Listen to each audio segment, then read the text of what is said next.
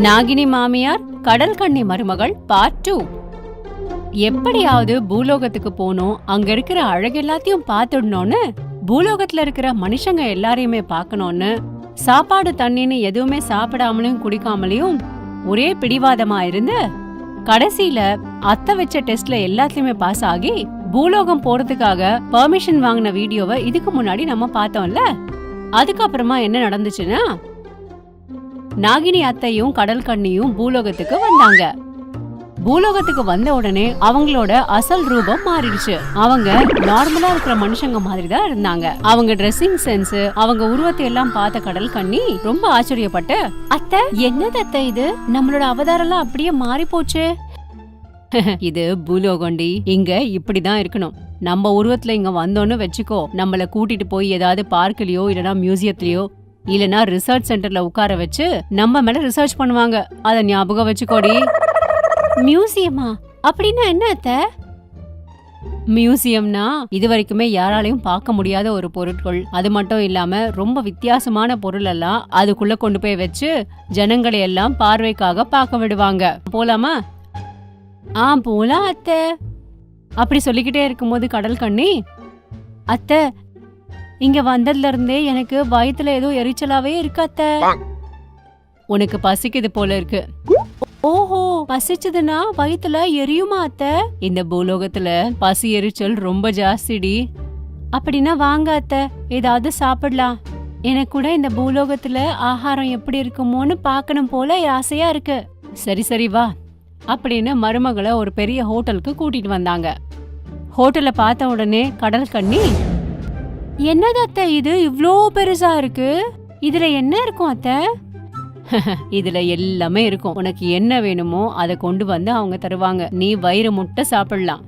இப்படி நினைச்சுக்கிட்டே ரெண்டு பேருமே உள்ள வந்தாங்க. உள்ள வந்த உடனே ஒரு டேபிள் கிட்ட உட்காந்துக்கிட்டாங்க. இதுக்குள்ள சப்ளையர் வந்து, சொல்லுங்க மேடம், என்ன வேணும் அப்படி சொல்லிக்கிட்டே இருக்கும்போது கடல் கண்ணி அதை வித்தியாசமா பார்த்தா. மேடமா, அது யாரு? ஹே, நம்மளதான் மேடம்னு சொல்றாரு. ஹை, இது ரொம்ப வித்தியாசமா இருக்கே, இது கூட நல்லா இருக்கு அத்தை. இந்தப்பா தம்பி, எங்களுக்கு 2 பிளேட் புழு, 2 பிளேட் தவளை, 2 பிளேட் நத்தை, அப்புறம் 2 பிளேட் எலி, இதெல்லாத்தையும் கொண்டு வாப்போ. இது கேட்ட சப்ளையர் அப்படியே ஆச்சரியப்பட்டு, நாகினியும் பயங்கர ஷாக் ஆகி, ஐயோ மேடம், நீங்க இப்ப என்ன கேட்டீங்க அப்படின்னு ரொம்ப ஆச்சரியமா திருப்பியும் கேட்டான்.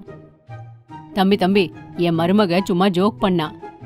அத்தை, நான் எங்க அத்தை ஜோக் பண்ண, நாம அதுதானே சாப்பிடுறோம், நீ கொஞ்சம் சும்மா இருக்கிறியாமா அப்படின்னு மருமக கிட்ட சொல்லி, ஒன்னும் இல்ல தம்பி, நீ போய் சிக்கன் பிரியாணியும் 2 கூல்ட்ரிங்க்ஸ் பாட்டில் மட்டும் கொண்டு வா, சரியா? சரிங்க மேடம் அப்படின்னு கேட்டுட்டு அங்க இருந்து போயிட்டான். அவன் அப்படி போன உடனே கடல் கண்ணி, சிக்கன் பிரியாணியா அப்படின்னா என்ன அத்தை? அவன் கொண்டு வருவான்ல, சாப்பிட்டு பாரு, உனக்கே தெரியும். அப்படி சொல்லிக்கிட்டே இருக்கும் போதே சப்ளையர் பிரியாணிய கொண்டு வந்து அவங்க முன்னாடி வச்சான். நாகினி, சாப்பிடுமா அப்படின்னு சொல்லிக்கிட்டே இருக்கும்போது கடல் கண்ணி அந்த பிரியாணிய சாப்பிட்டுக்கிட்டே இருக்கா. அத்தை, இது ரொம்ப நல்லா இருக்கு அத்தை, நாமளும் இதே மாதிரி தினமும் பண்ணி சாப்பிடலாமா அத்தை? நம்ம கிட்ட இந்த மாதிரி எல்லாம் இருக்காது. சரி, இப்போ நீ இதை சாப்பிடு. கடல் கண்ணி பிரியாணிய சாப்பிட்டு கூல்ட்ரிங்க்ஸையும் குடிச்சா. அத்தை, இந்த கலர் தண்ணி கூட ரொம்ப நல்லா இருக்கு, ஸ்வீட்டா நல்லா இருக்கு அத்தை. ஆமாண்டி, எப்பவுமே அந்த கடல்ல உப்பு தண்ணிய குடிச்சு குடிச்சு இத குடிச்சா அப்படிதான் இருக்கும். அத்தை, எனக்கு இதெல்லாம் ரொம்ப பிடிச்சிருக்கு, இன்னும் சாப்பிடணும் போல இருக்கு, இன்னும் வேணும்னு தோணுது. ஆமாண்டி, அவ்வளவுதான், ஹைதராபாதி பிரியாணில அப்படிதான் இருக்கும். சரி வா, பில்ல கட்டிட்டு கிளம்பலாம். பில்லா? பின்ன நாம என்ன சும்மா சாப்பிட்டு போறோம்னு நினைச்சியா? இத சாப்பிட்டதுக்கு நாம அவங்களுக்கு பில்லு கட்டிட்டு போனோம். காசுன்னா? நீ சோறு தண்ணி இல்லாம பூலோகம் போனோம்னு சொல்லிக்கிட்டு இருக்கும்போது உன்னை ஒரு நாள் இங்க கூட்டிட்டு வந்து காமிச்சிட்டு கூட்டிட்டு போலான்னு வந்தேன். இப்போ உனக்கு நான் இது எல்லாத்தையும் டீட்டெயிலா சொன்னேன்னு வச்சுக்கோ, இங்க இருக்கிற நேரமும் கொஞ்சம் கொஞ்சமா கரைஞ்சு போயிடும். நம்ம லோகத்துக்கு போனதுக்கு அப்புறமா எல்லாத்தையுமே விளக்கமா விலாவரியா சொல்றேன். இப்போ கிளம்பு போலாம் அப்படி நினைச்சுக்கிட்டு அங்க இருந்து கூட்டிக்கிட்டு வெளியில வந்தாங்க. வெளியில வந்து தெரிஞ்சுக்கிட்டே இருக்காங்க. கடல் கண்ணிக்கு அங்க இருந்த பூலோக வாழ்க்கை சுத்தி மரம், செடி, கொடி, வீடு இதெல்லாம் பார்க்கும்போது ரொம்ப வித்தியாசமா தெரிஞ்சுது. பாக்குற ஒவ்வொன்னத்தையும் அத்தை கிட்ட எக்ஸ்பிளனேஷன் கேட்டுக்கிட்டே இருந்தா. இப்படி ரோட்ல திரிஞ்சுக்கிட்டே இருக்கும்போது ரோடு மேல ஒரு பையன் அழுதுகிட்டே இருந்ததை பார்த்தா. இன்னொரு பக்கம் குழந்தைங்க விளையாடுறத பார்த்தா. தூரமா ஒரு வயசான அம்மா பூ வித்துக்கிட்டு இருந்ததை பார்த்தா. ரஃப்பா இருக்கிற ரோட்ல ஒருத்தர் மேல ஒருத்தர் அக்கறையே இல்லாத ஜனங்களை பார்க்கும்போது இவங்கள பார்த்த கடல் கண்ணி ரொம்ப ஆச்சரியமா அப்போ அவங்க மாமியார் கிட்ட கேட்டுக்கிட்டே இருக்கா. அத்தை, அந்த குழந்தை எதுக்கு அழறான்? அவனுக்கு பசிக்குது போல இருக்கு, அதனாலதான் அழறான். சரி, அப்போ அந்த குழந்தைங்க பயங்கரமா ஆட்டம் போடுறாங்களே? அவங்க பசி போயிடுச்சு போல இருக்கு, அதனால விளையாடுறாங்க. அங்க தூரமா ஒரு வயசான அம்மா இருக்காங்கல்ல, அவங்க எதுக்கு அவ்வளவு பூவையும் முன்னாடி வச்சு உட்கார்ந்துட்டு இருக்காங்க? அவங்க அந்த பூவை வித்துக்கிட்டு தன்னோட வாழ்க்கைய நடத்திக்கிட்டு இருக்காங்க. அப்படியா அத்தை? சரிங்க அத்தை. ஆனா இந்த மனுஷங்க எல்லாம் இந்த ஓடுற பெட்டியில ஏன் உட்கார்ந்துருக்காங்க? அது போகிற அட்டை பெட்டி இல்லடி, காரு. அதோ மேல போதே, அது மெட்ரோ. இது எல்லாமே மனுஷங்களோட வாகனம்.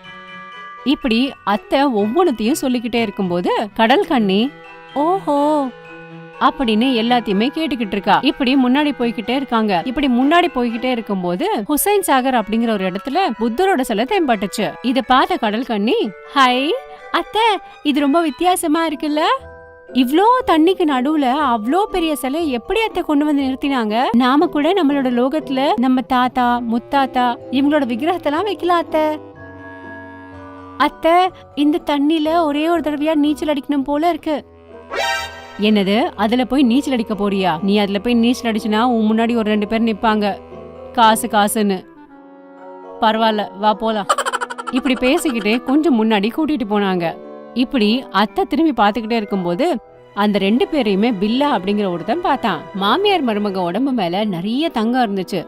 இது பார்த்த பில்லா, இவங்க 2 பேரையும் பார்த்தா இப்பதான் தங்க சுரங்கத்துல இருந்து எந்திரிச்சு முக்கி வர அப்படியே தங்க தேவதைங்க மாதிரி இருக்காங்க. எங்க உடம்புல இருக்கிற எல்லா தங்கத்தையும் வித்தா ஒரு 10 வருஷம் சீட்டாடத்துக்கு நம்ம காசு தேடவே வேண்டாம் அப்படி நினைச்சுக்கிட்டே சுத்தி முத்தி பார்த்து மாமியார் மருமக பின்னாடியே ஃபாலோ ஆகிக்கிட்டே வந்துகிட்டு இருக்கான். மாமியாரும் மருமகளும் சிட்டி மொத்தமும் திரிஞ்சு பாத்துக்கிட்டு இருந்தாங்க. அவங்க பின்னாடியே ஃபாலோ பண்ணிட்டு வந்த பில்லா அவங்க பின்னாடியே வந்து ஒரே தடவையா அவங்க கழுத்துல இருந்த செயினை அறுத்துக்கிட்டு அங்க இருந்து ஓடி போயிட்டான். இத பார்த்த மாமியாரும் மருமகளும் அப்படியே ஷாக். அத்தை, அவன் நம்ம செயினை அறுத்துக்கிட்டு ஓடுறான். அதுக்கு தாண்டி சொன்ன பூலோகம் வேண்டான்னு. இப்ப புரிஞ்சுதா? ஐயோ அத்தை, முதல்ல நம்ம போய் நம்ம செயினை கொண்டு வரலாம் வாங்க. இனிமே எங்க அந்த திருடன்? அவன் எப்பயோ எங்கேயோ காணாம போயிட்டான். இப்ப என்ன பண்றது அத்தை? இதுல பண்றதுக்கு ஒன்னும் இல்லடியம்மா, வா நாம நம்ம லோகத்துக்கு போலாம். இன்னும் கொஞ்ச நேரம் பாக்கலாம் அத்தை. நீங்க பாரு, பாக்குறது இல்ல, ஒன்னும் இல்ல, வா போலாம் அப்படி நினைச்சுக்கிட்டு 2 பேருமே அவங்க உருவத்தை கொண்டு வந்து தண்ணில குதிச்சு அவங்க லோகத்துக்கு போலான்னு நினைக்கிறாங்க. ஆனா எவ்வளவு ட்ரை பண்ணாலும் அவங்களுக்கு அவங்களோட ரூபம் வரவே இல்ல. 2 பேருமே பயங்கர ஆச்சரியப்பட்டாங்க. இது என்ன அத்தை, நம்ம ரூபம் வரவே மாட்டேங்குது? அதாண்டி எனக்கும் புரியல, இரு உங்க மாமா கிட்ட கேட்டு சொல்றேன் அப்படி நினைச்சுக்கிட்டு கண்ணை மூடிக்கிட்டு அவங்க ஹஸ்பண்டான நாகராஜ கூப்பிட்டாங்க. நாகராஜ வந்து, என்ன தேவி கூப்பிட்ட? சுவாமி, எங்களுக்கு ஏன் எங்க ரூபம் வரமாட்டேங்குது? இந்த ரூபத்தோட நம்ம லோகத்துல எப்படி இருக்கிறது சாமி? உங்க கழுத்துல இருக்க வேண்டிய அந்த முத்து மாலை எங்க? ஐயோ, இப்பதான் ஒரு திருடன் கொண்டு போயிட்டான். அந்த முத்து மாலை உங்க கழுத்துல வந்தாதான் நீங்க நம்ம லோகத்துக்கு வர முடியும். அப்படி இல்லன்னா நீங்க அங்கேயேதான் இருக்கணும் அப்படின்னு சொன்னாரு. இத கேட்ட 2 பேருமே ஆச்சரியப்பட்டு போனாங்க. ஒரு ஊர்ல சீதா அப்படிங்கிற பொண்ணு இருந்தா. அவ சின்ன வயசுலயே அவங்க அம்மா இறந்துட்டாங்க. அவங்க அப்பா ஆன சுப்பையா தான் அவளுக்கு எல்லாமே பண்ணுவாரு. சீதா ரொம்ப நல்ல பொண்ணு. வயசுல சின்னவளா இருந்தாலும் தன்னோட அப்பா தனக்காக படுற கஷ்டத்தை எல்லாம் கரெக்டா புரிஞ்சுப்பா. சுப்பையா தனக்கு இருக்கிற 1/2 ஏக்கர் நிலத்துல காய்கறி பூவுன்னு எல்லாத்தையும் விளைவிக்கிறாரு. இப்படி அந்த காய்கறியும் பூவையும் வித்திட்டு வர காசுல தன்னோட பொண்ண படிக்க வைக்கிறாரு. ஆனா சுப்பையாக்கு வர காசை வச்சு அவங்க பொண்ணோட படிப்புக்கும் அவங்களோட செலவுக்கும் பத்தவே பத்தாது. இது மூலமா ஊர்ல நிறைய பேர்கிட்ட கடன் வாங்கினா ஒரு நாளைக்கு ஒருத்தராவது வந்து கொடுத்த காசை கேட்டுக்கிட்டே இருப்பாங்க. இப்படி ஒரு நாள் ஷெட்டி அப்படிங்கிற ஒருத்தர் வந்து, என்ன சுப்பையா, உனக்கு ஏது நியாயமா இருக்கா சொல்லு? 10 நாள்ல தரேன்னு சொல்லி 10,000 ரூபாய் வாங்கினேன். ஆனா கொடுத்த பாடு இல்ல. 1 மாசம் ஆகுது. எங்கயா காசு? ஐயா, இன்னைக்கு நிலத்துல இருக்கிற எல்லா காய்கறியும் விற்க போயிட்டு இருக்கேன். காசு வந்த உடனே நானே கொண்டு வந்து கொடுக்கறேன். ஆ இதே வார்த்தை உன் வாயில நான் நிறைய தடவை கேட்டுட்டேன். நாளைக்கு சாயந்தரத்துக்குள்ள நீ மட்டும் காசு கொடுக்கலன்னா அவ்வளவுதான், உன் மானம் சந்தி சிரிச்சிடும். என்ன நினைச்சிட்டு இருக்கியோ என்னமோ தெரியல உன் மனசுல. அப்படின்னு சொல்லிட்டு அங்க இருந்து போயிட்டாரு. அங்கேயே கதவுக்கு பின்னாடி நின்னு சீதா ஷெட்டியோட பேச்ச எல்லாத்தையும் கேட்டுக்கிட்டு இருந்தா.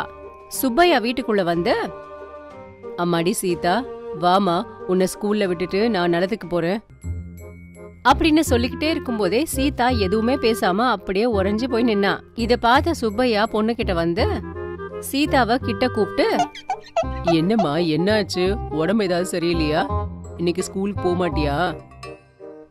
இன்னைக்கு இல்லப்பா, நான் என்னைக்குமே ஸ்கூலுக்கு போக மாட்டேன். நானும் உங்க கூட வயலுக்கு வந்து எனக்கு தெரிஞ்ச ஏதாவது ஒரு வேலையை செய்யறேன்ப்பா.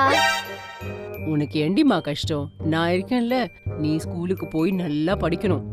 இப்படி சொல்லிக்கிட்டே இருக்கும்போதே சீதா மனசுக்குள்ள, நீ இப்படி எனக்காக இவ்ளோ கஷ்டப்பட்டுட்டு இருக்கும் போது நான் எப்படிப்பா ஸ்கூல்ல போய் படிப்பேன்? நாளைக்கு ஸ்கூல்ல ஃபங்க்ஷன் இருக்கு. டீச்சர் எல்லாரையுமே சிவில் ட்ரெஸ் போட்டுக்கிட்டு வர சொல்லிருக்காங்க.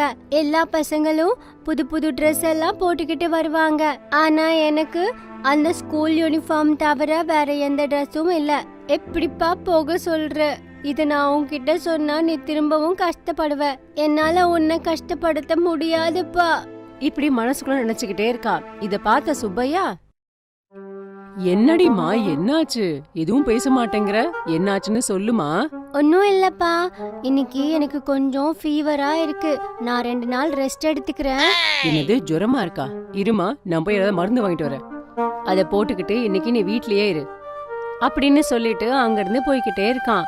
அவன் அப்படி போன உடனே சீதா, சரிங்கப்பா அப்படின்னு நினைச்சுக்கிட்டு இருக்கா.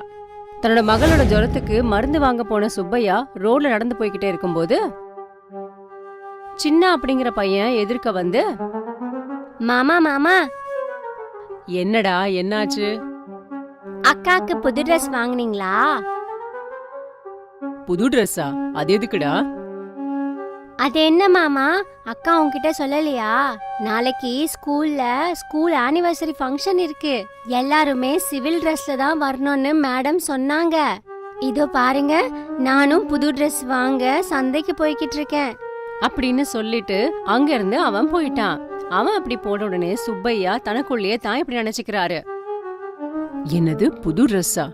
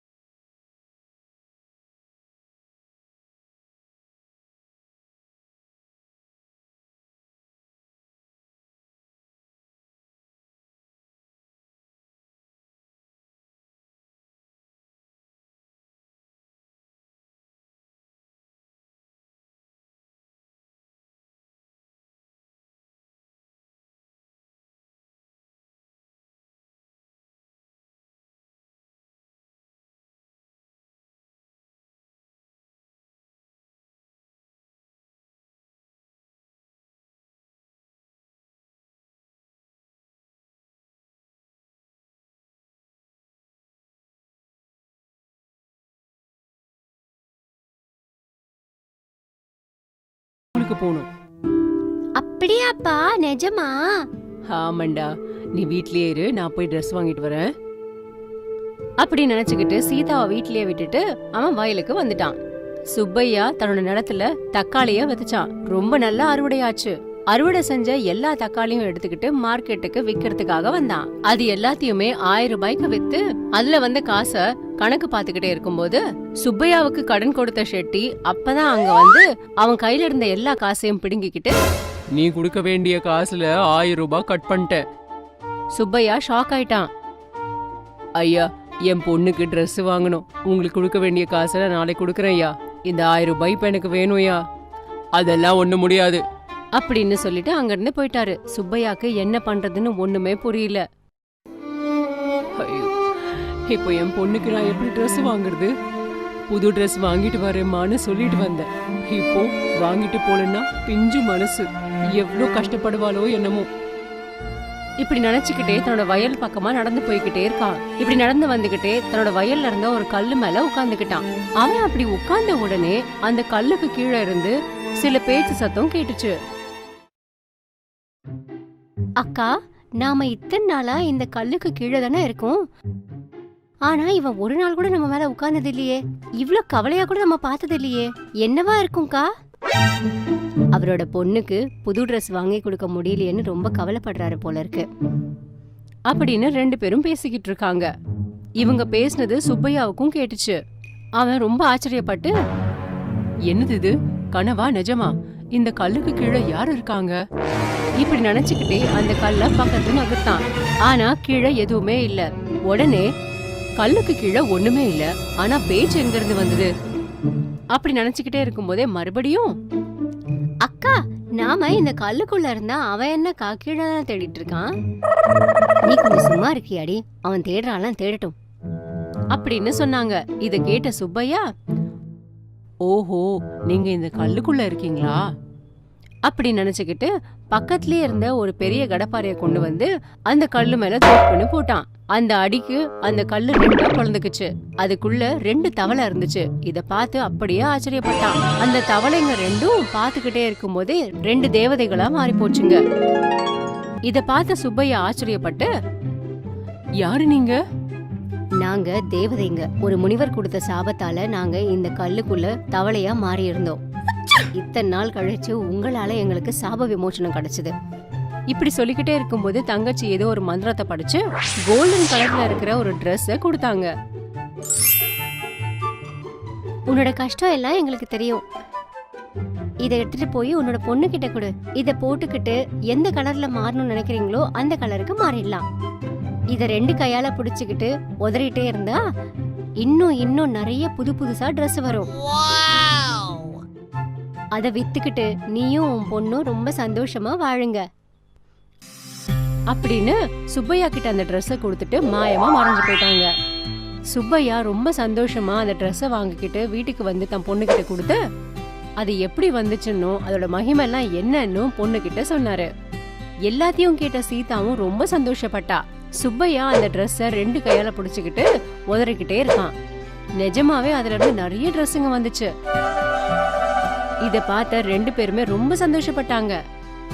அப்பா, இனி நம்ம எல்லா கடனையும் கொடுத்துடலாம். ஆமாம்மா, ஆமா, நீயும் ரொம்ப சந்தோஷமா ஸ்கூல்ல போய் படிக்கலாம். இப்படி சொல்லிட்டு பொண்ண கிட்ட ஹக் பண்ணிக்கிட்டான். நினைச்ச மாதிரியே எல்லா துணியும் வித்து அதுல வர காசை வச்சு கடன் எல்லாத்தையும் அடைச்சான். பொண்ணையும் நல்லா படிக்க வச்சுக்கிட்டு இருக்கான்.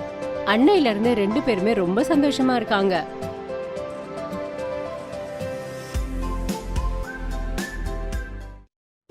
இந்த எபிசோடு உங்களை நல்லா சிரிக்க வச்சிருக்கோம்னு நாங்க நம்புறோம். அப்ப எதுக்கு வெயிட்டிங்? இப்போ எங்க சேனலை சப்ஸ்கிரைப் பண்ணுங்க, பெல்ல கூட அடிச்சிருங்க. இந்த எபிசோட்ல உங்களுக்கு என்ன பிடிச்சிருக்கோ கீழே இருக்கிற கமெண்ட் பாக்ஸ்ல தெரியப்படுத்துங்க. உங்களை ஆஹான்னு சொல்ல வைக்கிற மேலும் பல வீடியோஸ்க்கு பாத்துக்கிட்டே இருங்க ஆஹா டிவி.